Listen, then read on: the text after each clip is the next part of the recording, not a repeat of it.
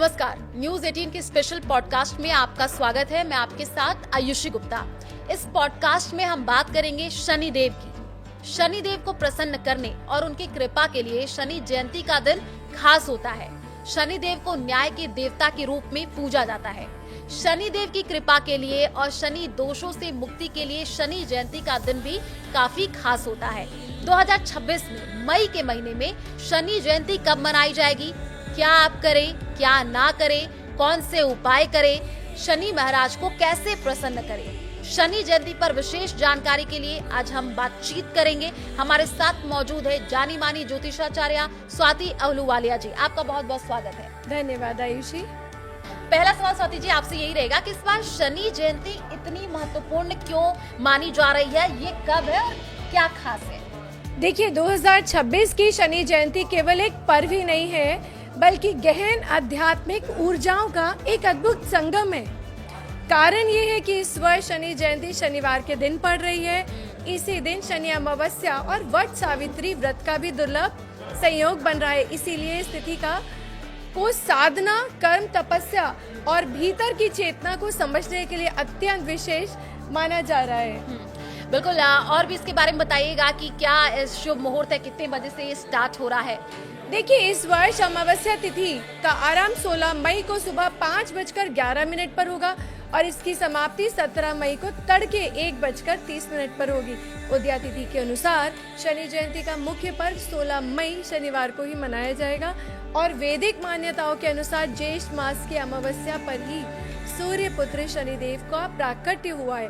इसलिए इस तिथि को शनि जयंती कहा जाता है और जब अमावस्या शनिवार के दिन ही पड़ती है तो उसे शनिचरी अमावस्या कहा जाता है, जो शनि उपासना और कर्म सिद्धि के लिए अत्यंत प्रभावशाली मानी जाती है। और वैसे भी वैदिक परंपरा में ज्येष्ठ का महीना तप, अग्नि और कर्म परीक्षा का समय माना गया। ऐसे में जब अमावस्या की ऊर्जा और शनि देव का कर्म सिद्धांत एक साथ मिल जाए तब ये संयोग व्यक्ति को धैर्य, कर्म और भीतर की स्थिति का समझाने का एक अवसर दे देता है। बिल्कुल, आपने बहुत अच्छी तरीके से बताया है स्वाति जी। एक सवाल इसी से जुड़ा हुआ रहेगा कि शनि देव की शनि जयंती पर पूजा विधि क्या होती है और क्या चीज है जो मंदिरों में इसको और भी ज्यादा खास बनाती है और क्या खास होता है मंदिरों में? जी देखिए, शनि जयंती के दिन प्रातः स्नान के बाद शनि देव की पूजा का विशेष महत्व माना जाता है।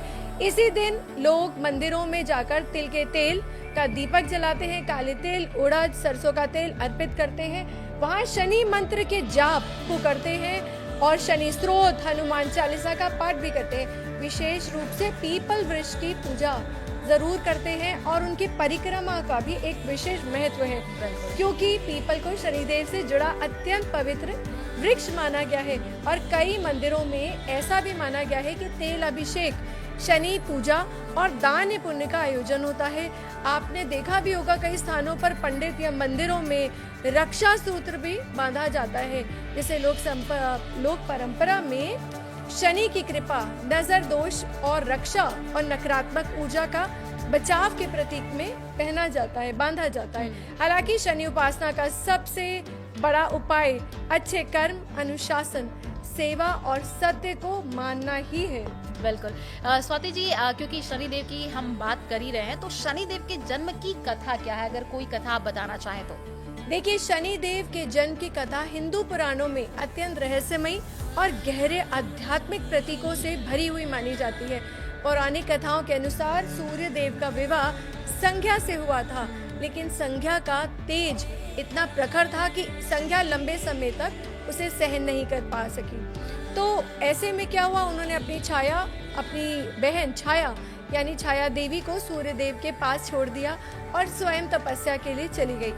सूर्य देव को इस बात का जब पता चला और छाया के साथ उनके संबंध से शनि देव का जन्म हुआ, तो माना जाता है कि तब छाया देवी गर्भवती थी। तब वे कठोर तपस्या और व्रत में लीन रहती थी। उसी तप और साधना का प्रभाव शनि देव पर पड़ा, जिसके कारण उनका वर्ण अत्यंत श्याम हो गया, जिसे कहते हैं सांवला। तब शनिदेव को जन्म हुआ और सूर्यदेव उनके गहरे वर्ण को देखकर आश्चर्यचकित हो गए और सब कुछ बाकी कथाओं में वर्णन मिलता है कि उन्होंने प्रारंभ में ही उनको स्वीकार नहीं किया। इसी कारण शनि और सूर्य के संबंधों में तनाव की कथा भी पुराणों में मिलती है। लेकिन बाद में शनिदेव को कर्म, न्याय और दंड के अधिपति के रूप में प्रतिष्ठित किया गया और इसलिए वैदिक ज्योतिष में शनिदेव को केवल भय का भय ग्रह नहीं बल्कि कर्म, फल और न्याय के देवता के रूप में भी माना जाता है। चलिए, तो आपने ये बहुत अच्छी कथा इसके पीछे की बताई है। तो शनि जयंती का महत्व क्या है स्वाति जी, ये भी बताइएगा। देखिए, शनि जयंती की महत्वता केवल पूजा पाठ तक सीमित नहीं है बल्कि एक कर्म, अनुशासन और स्वयं को समझने से जुड़ा हुआ पर्व माना जाता है। वैदिक ज्योतिष में शनिदेव को कर्म फलदाता और न्याय के देवता कहा गया है और जो कि व्यक्ति के अंदर कर्मों के अनुसार फल देते हैं। शनि की धातु लोहा मानी गई है और लोहे के बाहर से कोई नुकसान नहीं पहुंचाता, उसको अपना जंग ही उसको भीतर से कमजोर कर देता है। इसी कारण कहा भी गया है, उसी तरह शनिदेव भी हमें यही संदेश देते हैं कि सबसे पहले भीतर के दोष, अहंकार, आलस्य, असत्य और अन्याय का पहचान करें और उन्हें सुधारिए। यही शनिदेव की उपासना में केवल पूजा नहीं बल्कि ईमानदारी, अनुशासन बनाने की आवश्यकता है और यही आपको, इसी कारण आप उसको पूजा कर सकते हैं। साथ ही साथ शनि की साढ़े सती हो या शनि की ढैया या शनि दोष चल रहा हो आपकी कुंडली में, उनके लिए शनि जयंती का दिन और भी विशेष माना जाता है और इस दिन तिल के तेल का दीपक, पीपल पूजन, दान पुण्य, शनि मंत्र जाप और हनुमान चालीसा का पाठ विशेष रूप से शुभ माना जाता है। सबसे बड़ा उपाय आज भी धैर्य, सही कर्म और दूसरों के साथ न्यायपूर्ण व्यवहार ही माना जाता है। बिल्कुल। तो एक सवाल मेरा आपसे रहेगा शनि को लेकर के ही स्वाति जी, कि शनि की साढ़े सती क्यों होती है? हमने इससे पहले भी अपने पॉडकास्ट में जिक्र किया था, लेकिन हम चाहेंगे एक बार फिर से आप बताइएगा और क्या परेशानी इससे होती है। जी, देखिए, ज्योतिष शास्त्र में साढ़े सदी एक विशेष कालखंड माना जाता है जब शनि व्यक्ति की जन्म की चंद्र राशि में एक राशि पहले और फिर एक राशि बाद में, उसके बाद एक राशि, तो वो गोचर जो है तभी शनि का साढ़े सती मानी जाती है। शनि लगभग 2.5 वर्ष तक एक राशि में रहते हैं, इसलिए ये पूरा समय मिलाकर लगभग 7.5 वर्ष का होता है, जिसे साढ़े सती कहा जाता है। और वैदिक ज्योतिष के अनुसार चंद्रमा को मन, भावनाओं और मानसिक स्थिति का कारक माना जाता है। इसलिए जब शनि चंद्र राशि के बहुत निकट आ जाते हैं, यानी एक राशि पहले चंद्र राशि के या एक राशि बाद, तब उसका सबसे अधिक प्रभाव व्यक्ति के मन और मानसिक अवस्था पर ही पड़ता है, जिसके कारण शनि की गति, अगर हम जाने, शनि की गति भी धीमी है। साढ़े सती के दौरान व्यक्ति को जीवन में देरी, रुकावटें, जिम्मेदारी, मानसिक दबाव या चीजों को बहुत स्लो महसूस करता है और कई लोगों को ऐसा लगता है कि जीवन उनकी इच्छा के अनुसार अभी आगे बढ़ नहीं रहा है। लेकिन यही शनि का स्वभाव है, धीमा करना, ठहराना, व्यक्ति को थोड़ा सा परिपक्व बनाना। इसलिए वैदिक ज्योतिष के अनुसार साढ़े सती केवल एक कष्ट का समय नहीं माना गया बल्कि ऐसा कालखंड जिसमें व्यक्ति धैर्य, अनुशासन और कर्म और मानसिक मजबूती को सिखाता है। और यदि कुंडली में शनि शुभ स्थिति में हो तो वहाँ पर ऐसा व्यक्ति जीवन में स्थिरता, गहराई और बड़ी उपलब्धियां भी दे सकते हैं। बिल्कुल, ये आपने बहुत अच्छे तरीके से बताया। लेकिन स्वाति जी, आपने शनि की साढ़े सती के बारे में तो बहुत सुंदर तरीके से अभी जवाब दिया, लेकिन क्या आप हमारे दर्शकों को ये भी बता सकती हैं कि शनि की ढैया या कंटक शनि क्या होती है? जो दोनों टर्म है ये समझाइएगा। जी, देखिए, ज्योतिष शास्त्र में जब शनि व्यक्ति के जन्म राशि से चौथे या 8वें भाव में गोचर करते हैं, उसे शनि की ढैया कहा जाता है। इस अवधि लगभग 2.5 वर्ष तक होती है। विशेष रूप से जब शनि 8वें भाव में आते हैं तो उसे कंटक शनि कहा जाता है, जिसे अपेक्षाकृत अधिक चुनौतीपूर्ण माना गया है। जैसे साढ़े सती में शनि चंद्रमा या मन को बहुत निकट आ जाते हैं, वैसे ही ढैया में व्यक्ति अपने जीवन में मानसिक दबाव, देरी, जिम्मेदारी को बढ़ना या कामों की रुकावटें या अचानक बदलाव को महसूस करता है। ऐसे में कई बार व्यक्ति को लगता है कि मैं बहुत मेहनत कर रहा हूँ, चीजें उनकी लाइफ में थोड़ी स्लो हो रही है और वहाँ पे इंसान थोड़ा सा डिमोटिवेट बिल्कुल उनको ऐसा लगता है कि चीजें कहीं ना कहीं रुकी हुई हैं, कोई ऑब्स्टेकल्स आ रहे हैं, इवन जैसे डॉक्यूमेंट्स रुक गए या कोई भी चीज है, वीजा रुक गया, कुछ क्लियरेंस नहीं मिल रही। लेकिन वैदिक ज्योतिष में शनि का उद्देश्य केवल कष्ट देना नहीं माना गया है, वो इंसान को धैर्य, अनुशासन और परिपक्व बनाता है इस दौरान। बिल्कुल, और इसीलिए ढैया हो या कंटक शनि हो या साढ़े सती शनि अंतर व्यक्ति को उसके कर्मों का बोध करा करके जीवन में आप कह सकते हैं कि परिपक्वता लाने का कार्य करते हैं। स्वाति जी, क्योंकि शनि जयंती के इस विशेष अवसर पर एक और बहुत बड़ी ज्योतिष घटना होने जा रही है, ऐसी भी जानकारी है। 17 मई 2026 को शनिदेव अपने जन्म नक्षत्र रेवती में प्रवेश करने वाले हैं। इसके बारे में बताइएगा, क्योंकि शनि सौर मंडल के अंतिम ग्रह माने जाते हैं। देखिए, वैदिक ज्योतिष की दृष्टि से ये गोचर अत्यंत महत्वपूर्ण माना जा रहा है, क्योंकि शनि देव सौर मंडल के अंतिम ग्रह माने जाते हैं और रेवती नक्षत्र 27 नक्षत्रों का अंतिम नक्षत्र है। जब अंतिम ग्रह और अंतिम नक्षत्र का मिलन होता है तो उसे केवल एक सामान्य गोचर की तरह नहीं देखेंगे, उसे कार्मिक क्लोजर या किसी चीज की शुरुआत का संकेत के रूप में देखा जाएगा। साथ ही साथ ज्योतिषीय गणनाओं के अनुसार 17 मई 2026 को शनिदेव उत्तरा भाद्रपद नक्षत्र से निकलकर रेवती नक्षत्र में प्रवेश करेंगे। रेवती नक्षत्र के स्वामी बुध हैं और इसके देवता पूषा माने गए हैं, जो मार्गदर्शन, सुरक्षा, यात्राओं और जीवन के अंतिम चरण से जुड़े माने जाते हैं। रेवती को वैदिक ज्योतिष में कंप्लीशन, क्लोजर, यात्रा के अंत और नई शुरुआत का नक्षत्र माना गया है।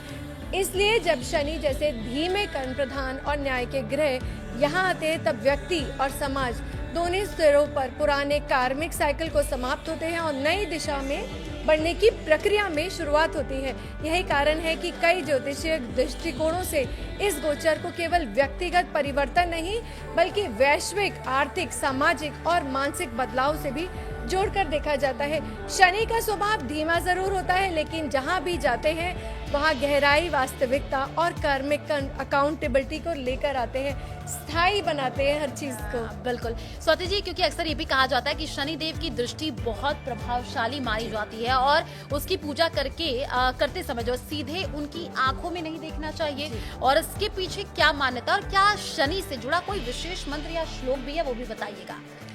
देखिए, शनि देव की पूजा से जुड़ी एक बहुत प्रसिद्ध लोक मान्यता है कि उनके नेत्रों में सीधे नहीं देखना चाहिए, बल्कि उनके चरणों के दर्शन करने चाहिए। अच्छा। पौराणिक कथाओं में और लोक परंपराओं में शनिदेव की दृष्टि अत्यंत प्रभावशाली मानी गई है। कहा जाता है उनकी दृष्टि व्यक्ति को उनके कर्मों का बोध कराती है। इसलिए कई लोग पूजा के दौरान विनम्रता के भाव से ही दर्शन करने चाहिए। ब्रज की एक प्रसिद्ध लोक कथा भगवान श्री कृष्ण और शनिदेव से भी जुड़ी हुई है। कहा जाता है कि जब भगवान कृष्ण का जन्म हुआ तब शनिदेव उनके दर्शन के लिए पहुंचे, लेकिन माता यशोदा ने भय था कि शनिदेव की दृष्टि अत्यंत प्रबल मानी गई है, इसलिए उन्होंने अपने बाल कृष्ण को सीधे देखने से रोक दिया। बाद में भगवान कृष्ण ने स्वयं शनिदेव को दर्शन दिए। तो ये कहानी काफी प्रचलित है। तो मतलब अगर शनि मंदिर में भी हम जाए साथी जी, तो क्या भगवान शनि के हम आंखों में ना देख करके चरण? बिल्कुल, आप चरणों में देखिए, उनकी टेढ़ी दृष्टि होती है, तो आपको जब भी देखना है पूजा के दौरान आप उनके चरणों का स्पर्श कीजिए, सब कुछ करिए, आप सीधा नेत्र में नहीं, और सामने खड़े भी नहीं होते। अच्छा। आयुषी, तो क्या आप हमेशा साइड में ही खड़े होते हैं, आप बैठ के भी देखिए, बैठ के भी पूजा कीजिए, पर आप कभी भी शनिदेव को सीधी दृष्टि से नहीं देखते। चलिए, ये क्योंकि मैं भी मंदिरों में जाती हूँ तो सीधे ही आपने बहुत अच्छी बात बताई है, नोटिस करने वाली बात है। स्वाति जी, क्योंकि इस बार शनि जयंती का दिन इतना विशेष माना जा रहा है कि शनि जयंती, शनिश्चरी अमावस्या और इतने दुर्लभ संयोग बन रहे हैं, आखिर में हमारे दर्शकों को आप क्या संदेश देना चाहेंगे, ये भी बताइएगा। देखिए, शनि जयंती वाले दिन आप उपाय करें, मंत्र करें, दान करें, ये सब बहुत अच्छी बात है, लेकिन सबसे जरूरी बात है कि हम शनि के स्वभाव को समझें। शनिदेव मेहनत करने वाले लोगों को, गरीब तबके को, बुजुर्गों को, कर्म और अनुशासन को रिप्रेजेंट करते हैं। इसलिए शनि कभी भी शॉर्टकट के ग्रह नहीं माने गए। वो धीरे चलते हैं लेकिन स्थायी परिणाम देते हैं। शनि से जुड़ा एक बहुत सुंदर श्लोक भी कहा है, शनेर पंथा शनेर कंथा शनेर पर्वतम एव च शनेर विद्यम शनेर विक्तम पंचतानी शनि शनि। अर्थात रास्ता, साधना, पर्वत की चढ़ाई, विद्या और धन, ये सब पांचों चीज धीरे धीरे ही प्राप्त होती है। शायद यही शनि का सबसे बड़ा संदेश है।